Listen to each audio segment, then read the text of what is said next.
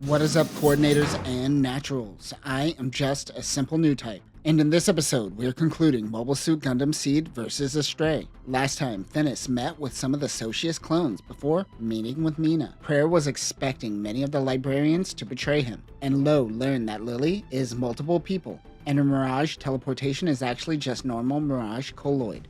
This time, Lo takes on more Lilies. We learn who he is, and they all take on Prayer. So let's get into this.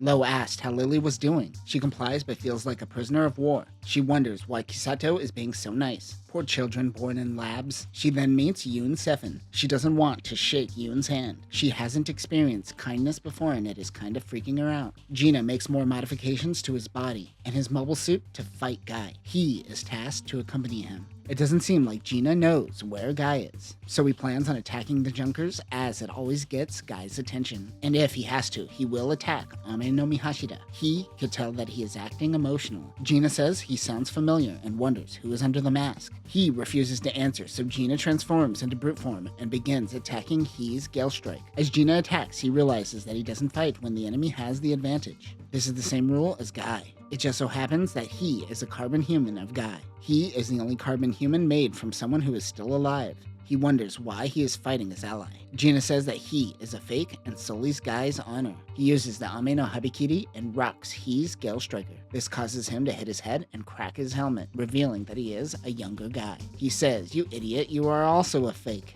As the Junkers work, Lily can sense another Lily close by. They have a device in their heads that allow them to sense one another. It uses quantum communication and functions like the Dragoon system. She heads into the hangar to find the gold frame Amatsu Mina, which Lo is fixing for Mina. It has her Magano Ikitachi. She decides to steal it. She wanted to stop the other Lilies so they don't attack Lo. We then get details of the benefit of carbon humans over cloning. Essentially, carbon humans take about 6 months instead of 20 years to grow. We learn this is Loretta and Reed learning intel on the carbon humans. They learn that they have a carbon human of Guy. But how did they get the data? Loretta thinks it is from his days with the Alliance. He was one of the original combat coordinators from back in the day. Making a carbon human of someone who is still alive can be dangerous if they are mistaken. Loretta says she wants a young Guy all to herself. Reed says that he found this intel through an informant. Loretta wonders who, but doesn't pry any further. As he and Gina fight, another mobile suit approaches them. It is Canard and his Dreadnought H. Gina and he stop their fighting and begin attacking Canard. Suddenly, the real Guy in his blue frame makes his appearance. He focuses his attention on Canard as Gina goes for Guy. He's hoping Guy will eliminate him. He is calm and collected, just like the real Guy. He knows that Canard is calmer than his data suggests. In the past, Canard was the hot-headed one rushing into battle, but he seems to have grown.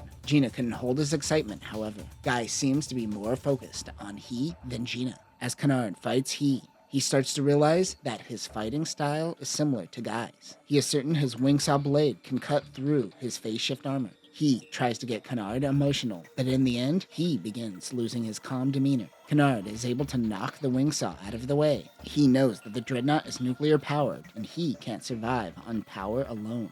Guy dodges an attack from Gina. He continues attacking, but Guy continues dodging. He begins toying with the Mirage frame. Guy starts ignoring Gina and focuses on he again. This makes Gina even more angry and emotional. Guy gets out his tactical arms and begins deflecting Gina's attacks, who are beginning to get sloppy. Canard and he slowly stop fighting and start watching Guy and Gina. He admits that Gina's rage is allowing him to become a speed beast. But then Gina begins slowing down. There seems to be an Armor Schneider combat knife lodged into the Mirage frame. The knife messes with Gina's sensors, so I assume Guy is taking advantage of a blind spot. He says that he is watching a masterclass in tactics. Gina whips out the Ame no Habikiri and strikes at one another, but Guy comes out victorious. Gina wakes up to see Finis. His mobile suit is fine, but his body is wrecked. His artificial blood vessels have ruptured. Gina knows that there happens to be a third upgrade to Mirage frame. Gina plans on driving his body directly into the grave. When a mommy coordinator and a daddy coordinator want to have a baby, they don't have sex. They go to a lab that effectively runs like a Build-A-Bear, and you design that baby. From a single egg, coordinators can create the human they desire. But what if that egg is split and rapidly accelerated? This is how all the Lilies were created. All have the same exact genes. However, each Lily was raised in a different environment. Some were used as lab rats by the Librarians. Some were soldiers. Others lived the life of a normal little girl, playing and going to school. Despite their identical genes, They all have different personalities. This small statement actually hints at the core of what the cosmic era truly is. Coordinators show that humanity has full control over physical biology. You could design your kids to be faster, stronger, and smarter. Some Socius clones are genetically altered to not attack naturals, which means human behavior is a solved problem. The only thing people have in this world of genetic manipulation is personality. It's their only outlet to free will, which is why Durandal's destiny plan is so frightening. It would be taking away the only thing left that makes people human. I mean, it all falls apart once you get to freedom, but for a moment, the seed universe kinda made sense. Once the Lilies all turned 12, the Librarians took them back where they learned they were one of many. They all agreed to be there for one another. Cut to the present. One Lily is surrounded by her sisters under the suspicion of treachery. Lo knows that the gold frame can't handle 4 Gundams. Lo says, well, I guess I have to, but before he could finish that sentence, Elijah says, I call dibs, and he heads out in the Vent Savior. It is a good opportunity to test the unit after all. Lily is able to dodge the attacks from her sister. She is amazed by the junk dealer's finely tuned machines. The Nebula Blitz Gundams are all the same, so this is the first time that she feels like an individual. What about the first 12 years of your life before joining the Librarians? The Blitz stops attacking. All 4 Gundams whip out their Magano Ikitachis. Luckily, this gold frame also has the Magano Ikitachi. This weapon drains power, so when all 5 attack, it's a weird daisy chain of draining and powering up units. That is when Elijah and the Vent Savior comes in to help out. He too has a Magano Ikitachi, and there are now 6 on the battlefield. What happens if you get caught up in between that? Oh, you're gonna pop like an overcooked burrito in a microwave. Lily notices a moment and takes it. She tells Elijah to get the one on the right. The 2 double team 1 Nebula Blitz Gundam with 2 Magano Ikitachis and instantly drain its power, disabling it. They won't be able to use that same trick twice. All 3 Lilies team up on Elijah. They drain his power. That is when Lo joins in the red frame Kai. Where have you been? They all focus their attention on Lo, but he whips out the Tactical Arms Delta form. This is a more powerful and longer range Magano Ikitachi. Lo says, bitch, I got everything on this mobile suit. The other Lilies were expecting the Arrow form, like last battle. On top of that, it does have a Vulture Lumiere. They are amazed one machine has so much. The Librarians who stole Magano Ikitachi data know that this is Mina's weapon, and the only one with this technology. That is how good Lo is at reverse engineering things. Remember from the past, Lo also had the Mirage Colloid virus and the ability to fire the Lohengrin cannon. He drains the blitzes and gives the power to Elijah's Vent Savior. The 3 Lilies use Mirage Colloid to disappear. For some reason, Lo's Mirage Colloid detector doesn't work in close range. And it's kind of lazy writing, but it allows Lily to take the lead. She has the quantum communication link. She finds and attacks one of the Lilies. She attacks one blitz while another comes towards the gold frame.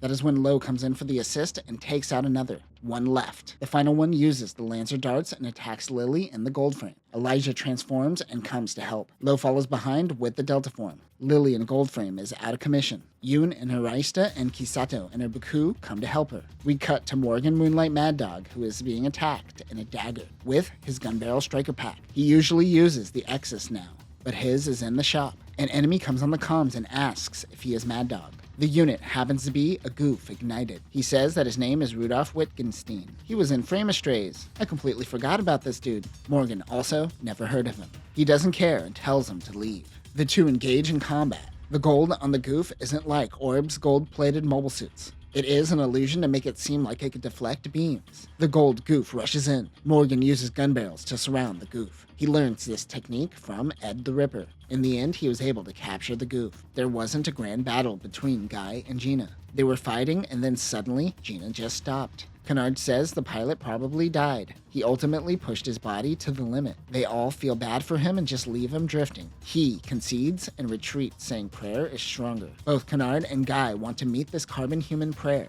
They know they are going to find Prayer sooner or later, so he lets the 2 follow. They head to a hidden asteroid base to find a mobile suit hanging outside. Guy knows that this is Lo. He thinks this is unexpected, however. He wants to know what happened to the Lilies. Lo says, oh, they're all going shopping for new outfits. He goes, no, how did you defeat them? Lo explains how awesome his mobile suit is. He was able to find this place on his own, and Guy knew he would be waiting. They all go to pay Prayer a visit. As they are told to wait for Prayer, Lo wonders why Prayer is older now. Unno's data was taken when he was younger, and the real Prayer died when he was only a kid. They are allowed to meet with Prayer, but they have to leave their weapons. Lo has tools all over his body, and he apparently forgets some of them, so it's going to take him a while. They go without him. Prayer knew they would all come.